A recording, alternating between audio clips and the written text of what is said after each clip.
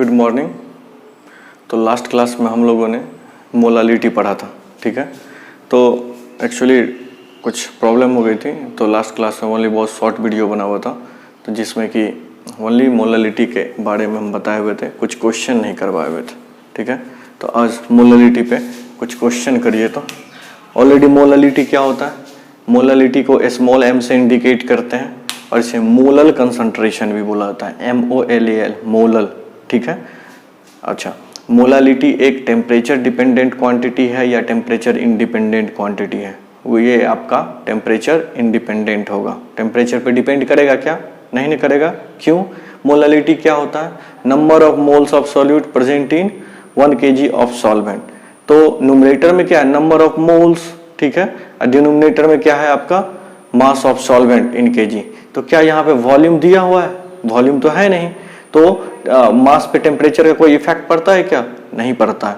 तो हम temperature change करेंगे तो मास भी अनचेंज होगा, मास अनचेंज रहेगा तो मेरा मोलालिटी भी चेंज नहीं करेगा, ठीक है। ये सब ऑब्जेक्टिव क्वेश्चन है, बिहार बोर्ड में पूछ देता है या फिर स्टेट बोर्ड में क्वेश्चन पूछे जाते हैं। चलिए हम लोग अगला क्वेश्चन करते हैं, क्वेश्चन बनाते हैं मोलालिटी पे।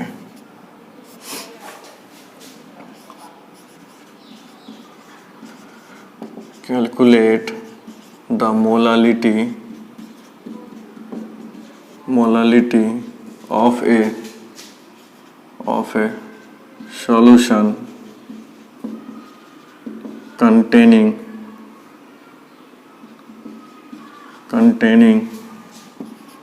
5 gram of NaOH in 505 gram of solution, ठीक है। क्या दिया हुआ है? मोलालिटी फाइंड आउट करना है और गिवन क्या है? 5 ग्राम NaOH है इन 505 ग्राम ऑफ सॉल्यूशन। सॉल्यूशन का अमाउंट कितना दिया हुआ है? तो इसको कैसे बनाएंगे आप लोग सोचिए। तो बनाना है, सवाल को यदि सॉल्व करना है तो सिंपल क्या बोल रहा है? मोलालिटी कैलकुलेट करने के लिए। तो मोलालिटी एक्चुअली होता क्या है? मोलालिटी इक्वल टू क्या होता है? Molality small m equal to क्या होता है? Number of moles of solute by क्या होता है? Mass of solvent. Mass of solvent किस में? kg में। तो अब आप देखिए, क्या इसमें number of moles of solute दिया हुआ है? क्या दिया हुआ? 5 gram of NaOH, 5 gram NaOH दिया हुआ है। तो 5 ग्राम दिया हुआ जिसको मोल्स में कन्वर्ट कर सकते हैं, गिवन मास बाय मोलर मास। तो ये मोल्स आ जाएगा। नीचे क्या? मास ऑफ सॉल्वेंट। और यहाँ पे क्या दिया हुआ? मास ऑफ सॉल्यूशन दिया हुआ है। तो मास ऑफ सॉल्यूशन दिया हुआ, तो मास ऑफ सॉल्वेंट कैसे फाइंड आउट करेंगे? तो mass of solution minus mass of solute, तो मास ऑफ सॉल्वेंट आ जाएगा। तो मास ऑफ सॉल्वेंट कितना आ जाएगा यहाँ पे? अगर यहाँ से हम सॉल्व करें तो मास ऑफ सॉल्वेंट कितना आ जाएगा? 505 और माइनस 5, ये ग्राम में होगा। देखिए पहले ध्यान से, नंबर ऑफ मोल्स, मोल्स क्या होगा? Given mass by molar mass. NaOH का मोलर मास 40 होगा। कैसे? तो सोडियम है, सोडियम का एक एटम है, एक एटम के लिए कितना ग्राम होगा? एटॉमिक मास कितना होगा? 23 और हाइड्रोजन के लिए 1 + 1 24 और प्लस ऑक्सीजन के लिए 16, 24 + 16 तो 40 आ जाएगा। तो 40 ग्राम पर मोल आ जाएगा। और नीचे क्या आ जाएगा? मास of solution minus mass of solute, 505 minus 5, ये 500 आ जाएगा। और ये तो ग्राम में है, तो ग्राम को क्या करेंगे हम लोग? ग्राम को क्या करेंगे? kg में कन्वर्ट करेंगे ना, चूंकि यहाँ पे kg है। तो यहां से अगर हम सॉल्व करते हैं तो 5/40 इंटू 1000 ऊपर चला गया, नीचे क्या बचा? 500। ये गया, ये गया, ये गया, ये कैंसिल। कितना आ गया? 1/4। कैलकुलेशन चेक कर लीजिएगा, 1/4m, 1/4m या फिर 0.25m। 1 में 4 से डिवाइड कीजिएगा, 0.25m। तो एक चीज देखिए, यहाँ पे गलतियां कहां होंगी पहले ध्यान दीजिए। कभी कभी क्या होगा कि मास ऑफ सॉल्वेंट दिया रहेगा, तो मास ऑफ सॉल्वेंट आप मास ऑफ सॉल्वेंट पुट कर सकते हैं पहला। दूसरा मास ऑफ सॉल्यूशन दिया हुआ है, तो मास ऑफ सॉल्यूशन से हम पहले मास ऑफ सॉल्वेंट निकालेंगे, तब जाके हम यहां पे पुट करेंगे। बात आ गया समझ में? कोई दिक्कत? कॉपी कीजिए, फिर अगले क्वेश्चन की ओर बढ़ते हैं। अगले क्वेश्चन की ओर बढ़ते हैं।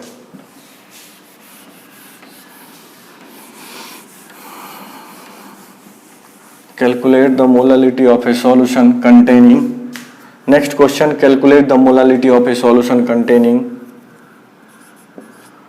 40% by weight of NaOH solution।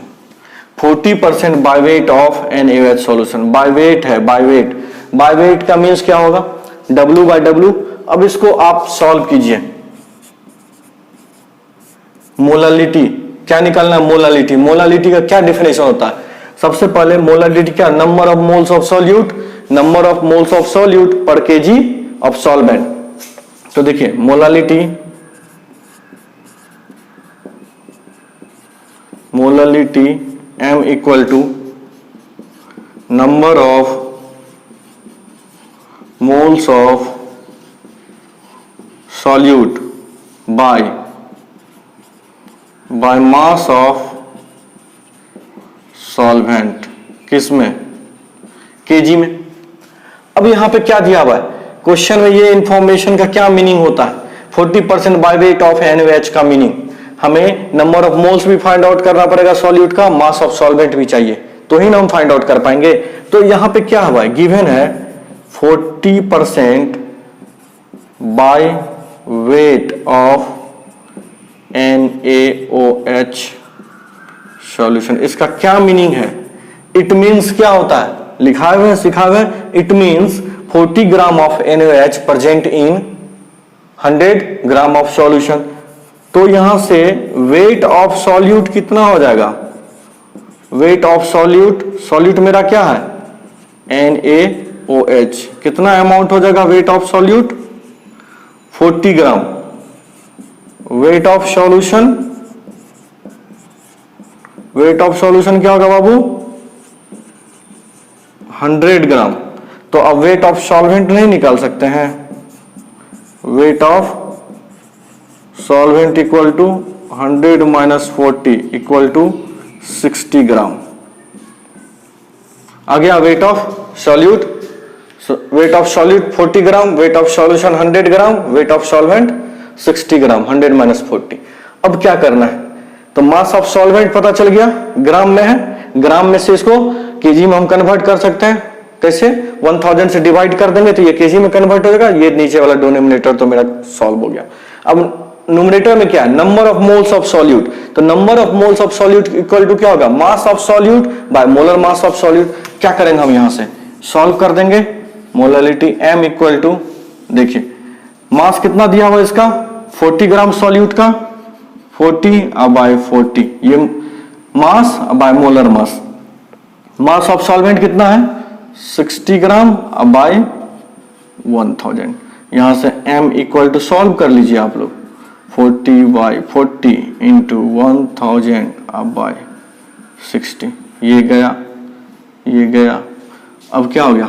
100 bye 6 यानी कि 50 बाय 3, यही ना? ये आपका M आंसर हो गया। 50 बाय 3, 16.666 जो भी आएगा। 3 से डिवाइड कीजिएगा, कितना आएगा? 3 का 3, 2 20, 3 छक 18, 2 20, 3 छक 18, 3 छक 18, 67 आ जाएगा। ये M आ जाएगा 16.67 M। आफ्टर राउंड ऑफ 666 आएगा। 6 को 5 से ग्रेटर देन राउंड ऑफ करेंगे। राउंड ऑफ बेसिक में हम बताए हुए हैं क्लास 11th में ही।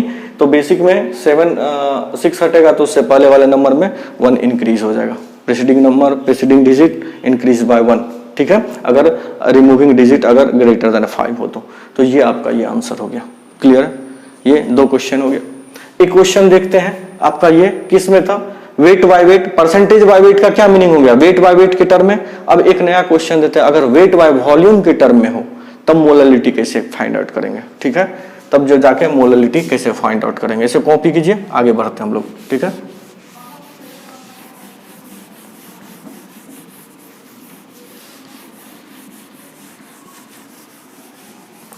Calculate the molality of A solution containing, इसी में कर दें कंटेनिंग, यहीं पे कुछ करते हैं, containing 40% weight by volume, 40% weight by volume of NaOH solution, इसी में चेंज कर दिए।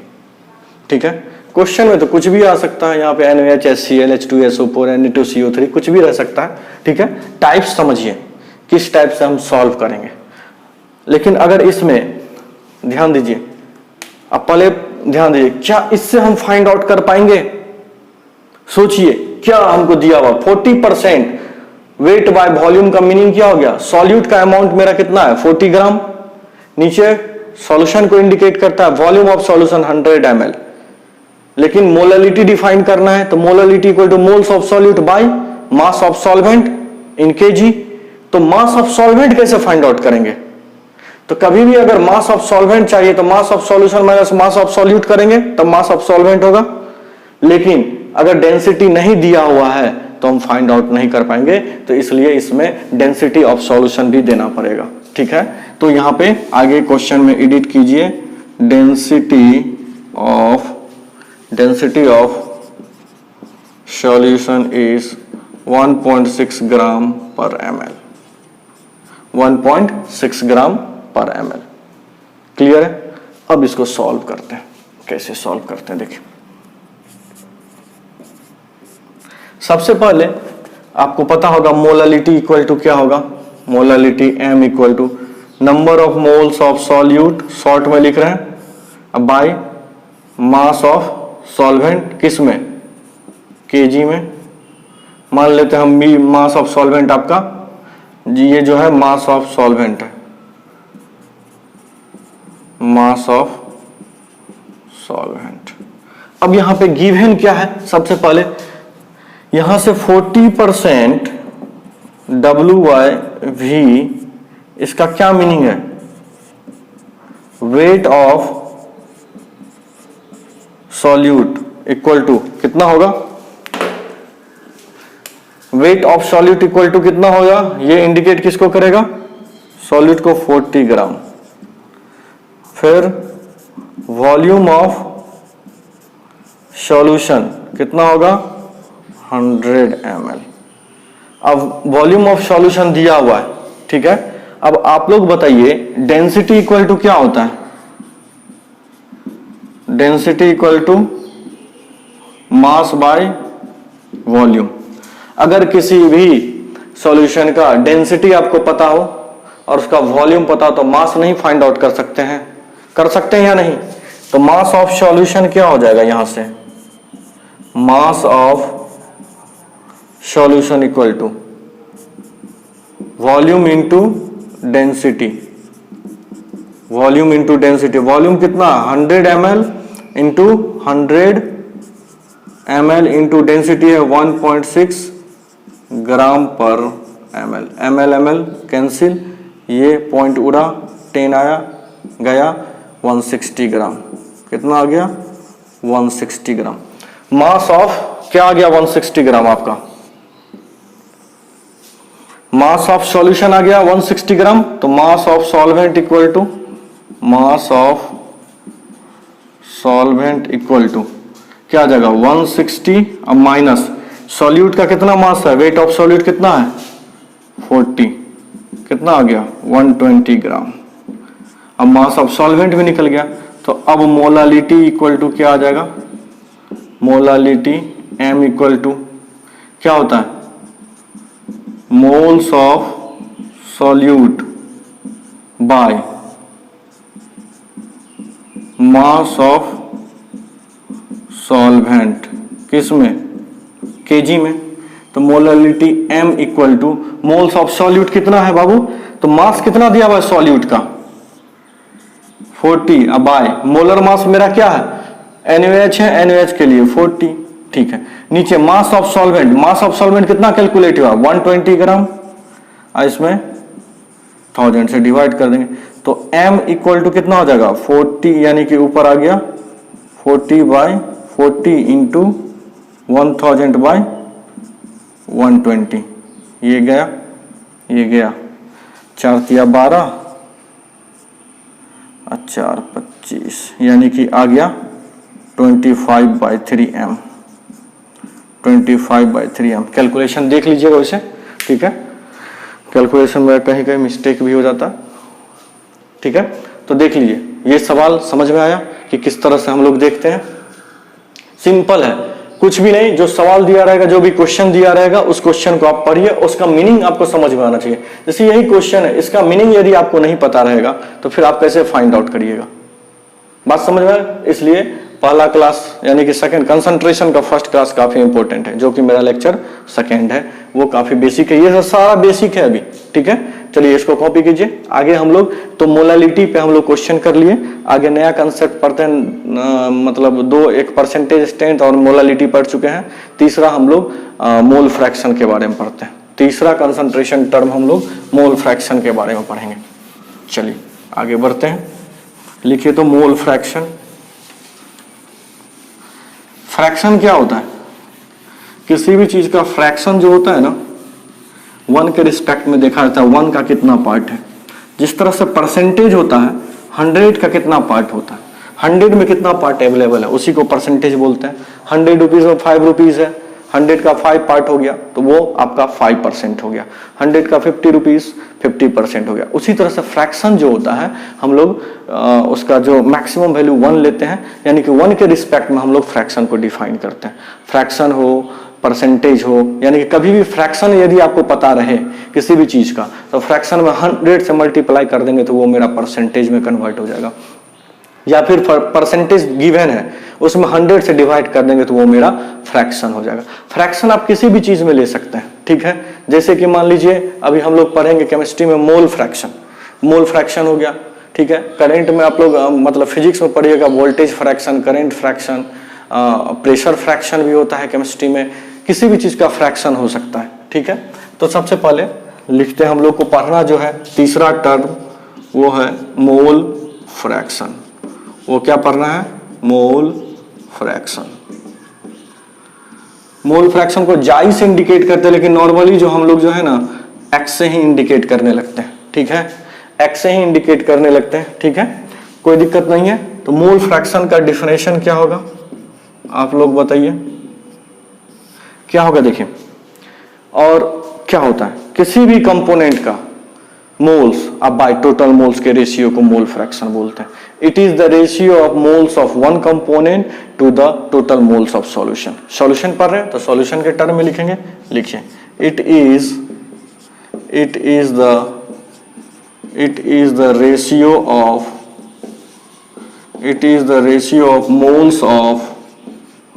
moles of one component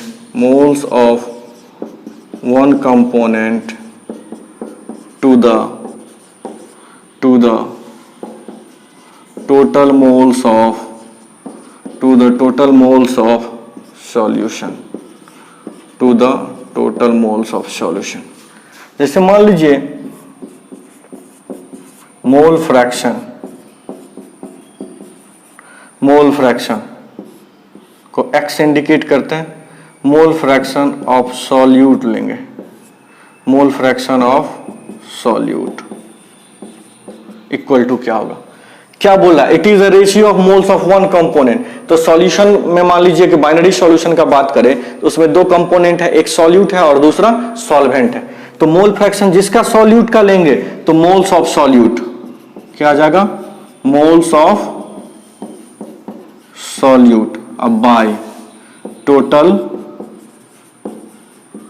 moles of solution, by total moles of solution. ये हो गया मेरा मोल फ्रैक्शन ऑफ सॉल्यूट का formula. In similar way mole fraction अगर सॉल्वेंट का लिखे तो mole fraction of solvent equal to क्या आ जाएगा, मोल्स ऑफ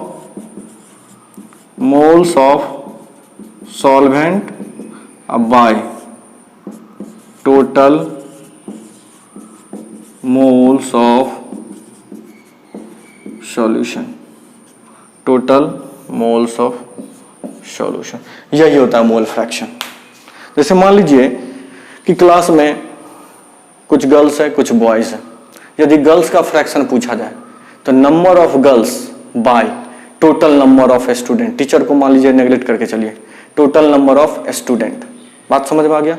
या फिर आप ये भी बोल सकते हैं, यहाँ पे 3 कंपोनेंट हो जाएगा, मेल फीमेल, मेल फीमेल के साथ साथ टीचर भी है, मेल में है इसलिए टीचर को नेग्लेक्ट करके रखिए।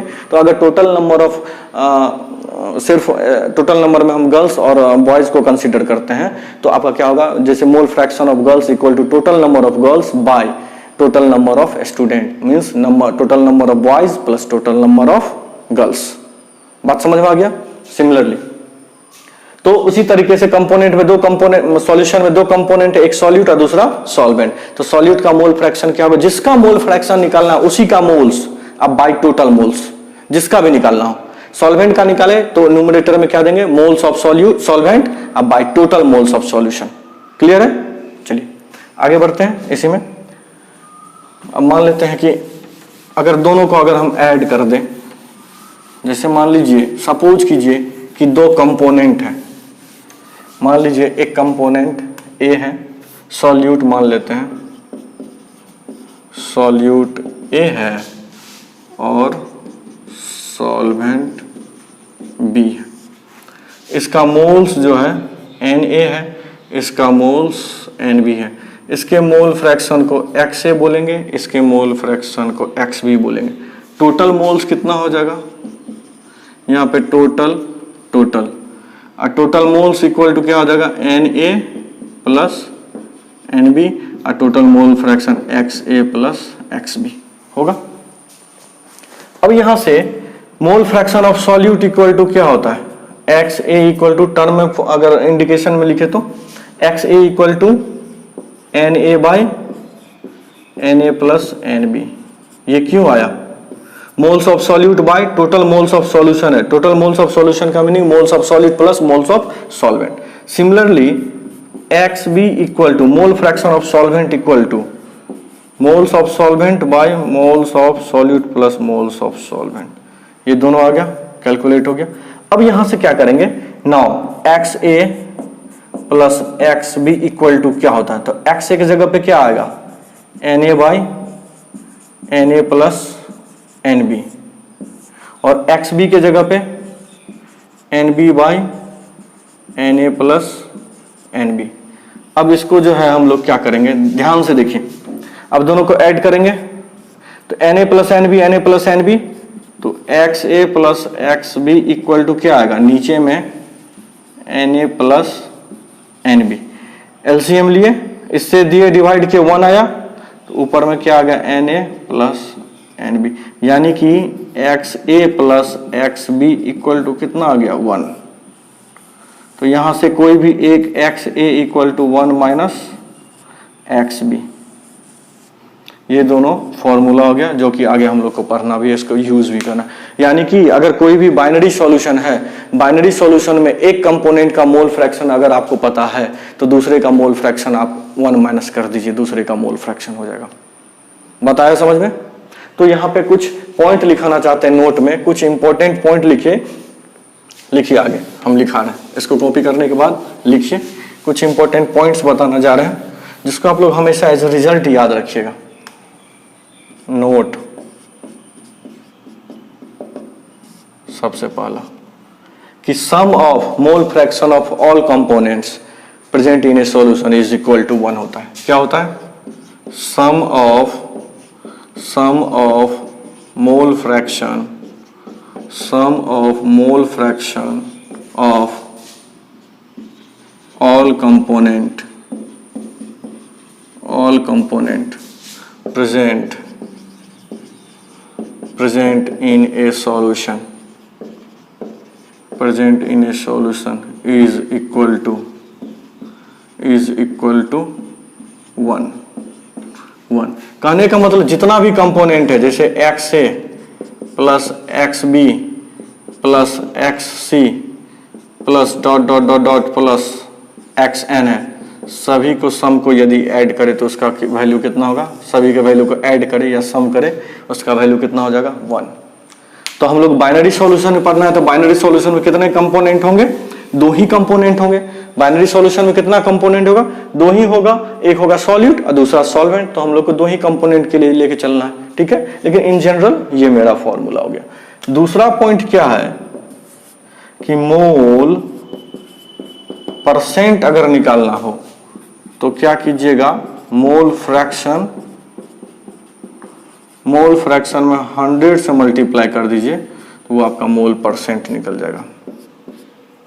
तीसरा इंपॉर्टेंट है कि रेशियो देखते हैं, mole fraction of solute by mole fraction of solvent equal to क्या होगा, mole fraction of solute Na by Na plus Nb, mole fraction of solvent Nb by Na plus Nb। अब इस दोनों का ये कैंसिल आउट हो जाएगा, तो यहां से क्या आ गया, moles of solute by moles of solvent. तो देखिए यहां से आपका क्या आ गया, गौर कीजिएगा कि मोल फ्रैक्शन का जो रेशियो है वो इक्वल टू आ गया मोल्स के रेशियो के बराबर, ठीक है। Ratio of mole fraction is equal to the moles ratio. ध्यान रखिएगा, ये 3 इंपॉर्टेंट पॉइंट हो गया। क्लियर है, कोई प्रॉब्लम नहीं। चलिए इसको कॉपी कीजिए। अब यहाँ पे सवाल बता दें या फिर एक रिलेशन सोच रहे हैं, एक रिलेशन पहले बता देते हैं मोलालिटी और मोल फ्रैक्शन के टर्म में। मोलालिटी एंड मोल फ्रैक्शन में क्या रिलेशन होता है वो रिलेशन एक बता देते हैं, उसके बाद फिर क्वेश्चन देखेंगे, ठीक है।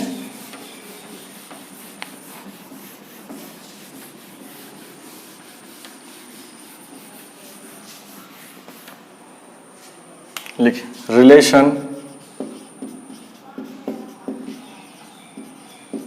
Relation between molality and mole fraction,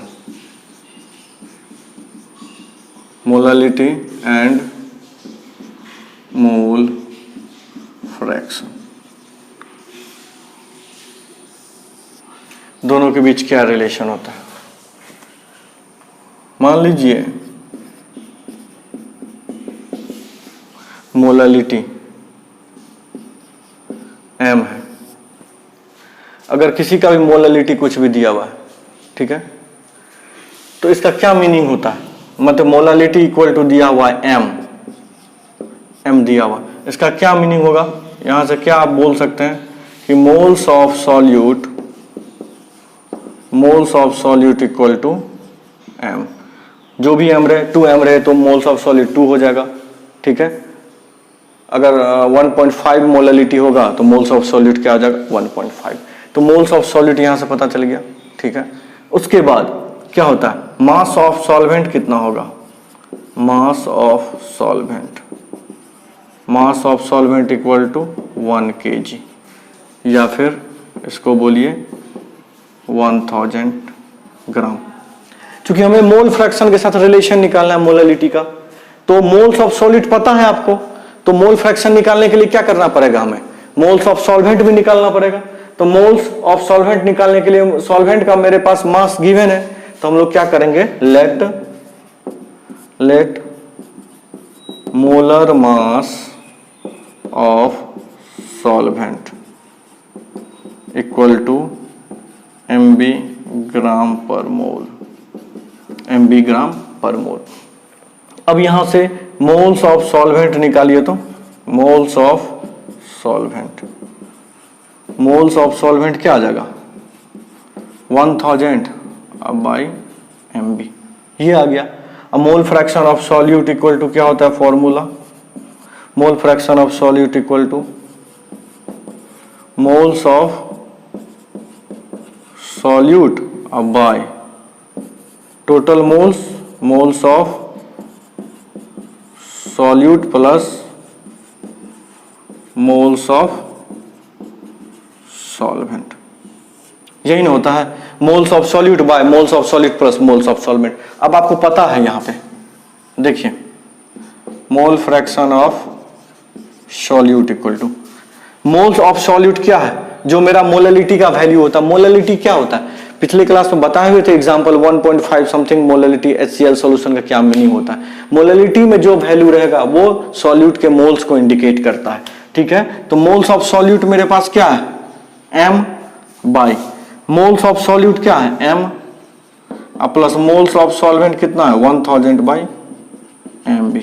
तो ये मेरे पास एक फॉर्मूला हो गया, ये मेरे पास फॉर्मूला हो गया। लेकिन आप लोग फॉर्मूला को कैसे याद रखेंगे, mole fraction of solute equal to molality by molality plus 1000 by molar mass of solvent. यहाँ पे mb को समझ के रखिएगा मोलर मास ऑफ सॉल्वेंट, नहीं तो बाय मिस्टेक यदि मोलर मास ऑफ सॉल्यूट कर देंगे आप तो आपका आंसर गलत हो जाएगा। तो देखिए बेसिक से आप सोच के चल सकते हैं, अगर फॉर्मूला याद ना भी रहे तो अगर आपका कंसेप्ट सही है ना, अगर बेसिक से आप सोच के चल रहे हैं तो ये ड्राइव याद रखने का कोई जरूरत नहीं है, ठीक है। लेकिन फिर भी मैंने ड्राइव कर दिया कि बाय द वे किसी किसी को अच्छा लगता है कि फॉर्मूला ही रटने में बड़ा मजा आता है तो वो फॉर्मूला रटे, ठीक है। नहीं तो बेसिक कंसेप्ट से जाके आप इस तरह से सवाल भी बना सकते हैं। एक मिनट देख लेते हैं, 30 मिनट हो गया। अच्छा एक क्वेश्चन हम दे देते हैं, इतना कॉपी कर लीजिए, एक क्वेश्चन दे देते हैं फिर उसके बाद आगे चलेंगे। क्वेश्चन लिखिए तो बहुत इंपॉर्टेंट क्वेश्चन है, अच्छा क्वेश्चन है। कैलकुलेट, सही क्वेश्चन है, कैलकुलेट या फाइंड या calculate mole fraction of solute in 1m aqueous solution, in 1m aqueous solution। यदि आप फॉर्मूला से बनाना चाहे तो mole fraction of solute equal to क्या होता है molality by molality plus 1000 by molar mass of solvent. अगर इसमें हम वैल्यू को पुट करें तो m का वैल्यू कितना है इसमें 1 by 1 plus 1000 by molar mass of solvent क्या होगा बाबू, क्वेश्चन में छिपा हुआ है। कैलकुलेट द मोल फ्रैक्शन, यहाँ पे कुछ ज्यादा m हो गया। Calculate the mole fraction of solute in 1m aqueous solution. Aqueous solution का क्या मीनिंग होता है, मेरा सॉल्वेंट वाटर है तो वाटर का मोलर मास 18, इसमें डिवाइड कीजिए, ये आपका वैल्यू हो जाएगा 1 बाय 1 प्लस इसमें डिवाइड कीजिएगा 55.56 आ जाएगा। यानी कि मेरा x सॉल्यूट कितना आ गया, x सॉल्यूट मतलब mole fraction of solute 1 by 56.56, 1 by 56.56, ये मेरा आंसर हो गया 1 बाय 56.56। ये फॉर्मूला से हो गया। यदि आप बेसिक से बनाना चाहे तो बेसिक से अल्टरनेट मेथड में अगर जाएं तो बेसिक से 1m का क्या मतलब है, 1m मीन्स क्या होगा, इसको लिखिए moles of solute equal to 1, solute का मोल्स पता है, mass of solvent equal to कितना है 1000 ग्राम या KG gram, molar mass of solvent 18 gram per mole. तो मोल्स ऑफ सॉल्वेंट क्या हो जाएगा, given mass by molar mass 18 यानी कि 55.56 मोल, ये आ गया। टोटल मोल्स कितना हो जाएगा, total moles equal to moles of solute plus moles of solvent. तो यहां से total moles equal to moles of solute 1 है और ये 55.56 है, ये कितना आ गया 56.56।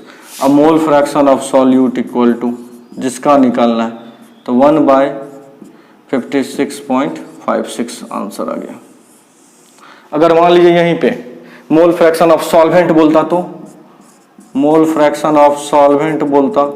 सॉल्वेंट का मेरा कितना मोल्स है, सॉल्वेंट का कितना मोल्स है बाबू 55.56 56/56.56, ये मेरा सॉल्वेंट का मोल फ्रैक्शन हो जाता।